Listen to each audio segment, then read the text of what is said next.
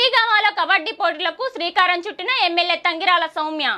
దసరా నవరాత్రుల సందర్భంగా నందిగామ పట్టణంలోని 9వ వార్డు ముక్కంపాటి నగర్ యూత్ ఆధ్వర్యంలో నిర్వహిస్తున్న కబడ్డీ పోటీలను ఆంధ్రప్రదేశ్ ప్రభుత్వ విప్ ఎమ్మెల్యే శ్రీమతి తంగిరాల సౌమ్య ప్రారంభించారు.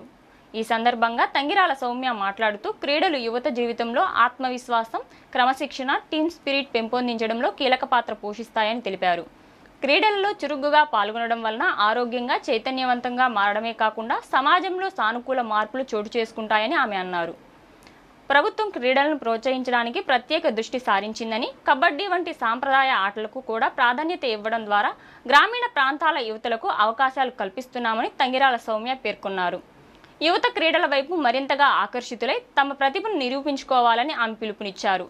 కబడ్డీ పోటీల్లో పాల్గొనే క్రీడాకారులకు ఎమ్మెల్యే శుభాకాంక్షలు తెలియజేసి విజయపదంలో ముందుకు సాగాలని ఆకాంక్షించారు. ఈ కార్యక్రమంలో కూటమి నేతలు, స్థానిక నాయకులు, యూత్ సంఘాల ప్రతినిధులు, అభిమానులు పెద్ద ఎత్తున పాల్గొన్నారు.